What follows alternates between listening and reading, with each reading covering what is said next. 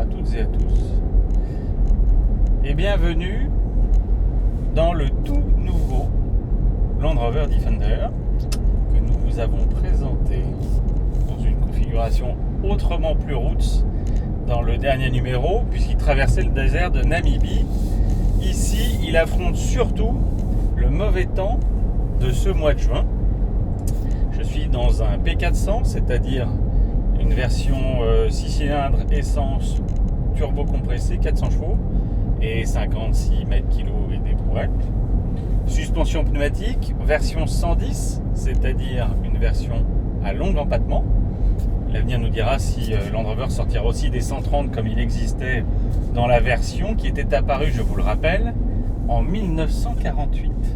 L'air de rien.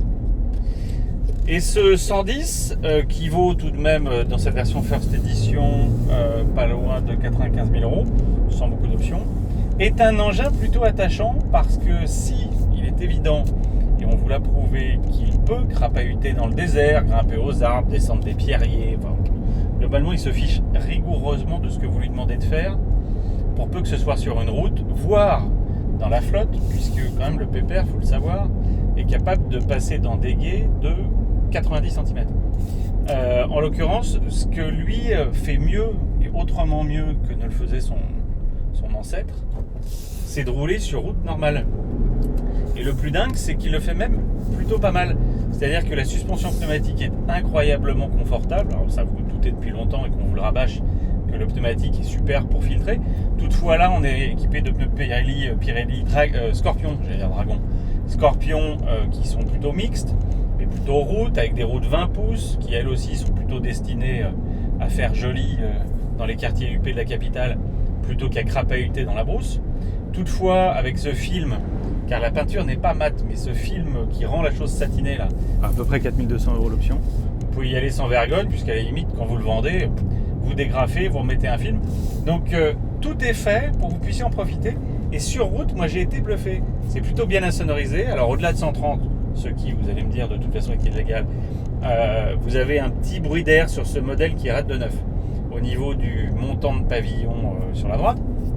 Donc déjà, ça a mis à vous alerter.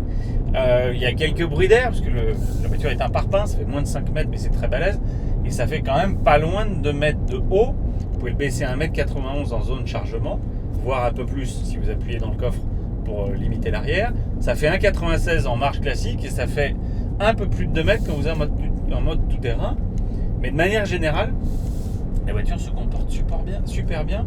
Elle est agréable pour les passagers, elle est spacieuse. Là, on a une 5 places. Vous pourriez avoir un 5 places et demi avec une option qui vient remplacer ce gros accoudoir. Et ça, les puristes le savent, ça existait évidemment déjà dans le Defender d'époque. Et vous pouvez même avoir de strapontin à l'arrière pour avoir un 7 places.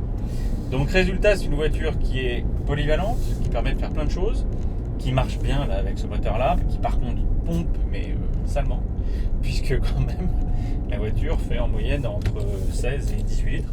Ce que, évidemment, la brochure n'annonce pas, mais je peux vous assurer que pour m'en servir depuis quelques jours et sobrement, vous aurez du mal de toute façon à descendre en dessous.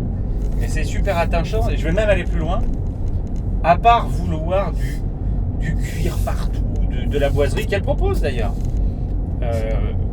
je vois pas vraiment l'intérêt d'acheter un Range.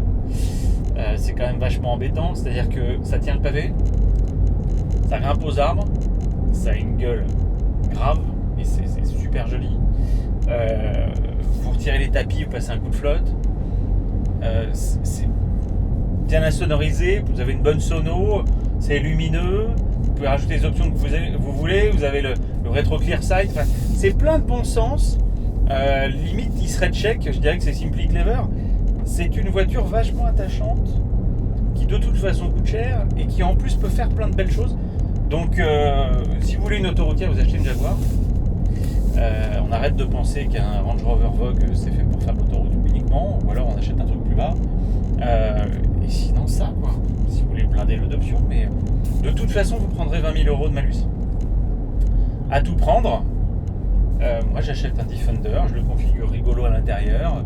Je mets des marchepieds parce qu'on se dézingue en essayant de monter dedans, et le temps que la porte se rabatte, vous vous êtes fait une hanche. Donc il y a des petits détails comme ça qui sont assez étonnants. Mais là en l'occurrence, il il me plaît bien de la sorte. Donc à découvrir, essayez-le.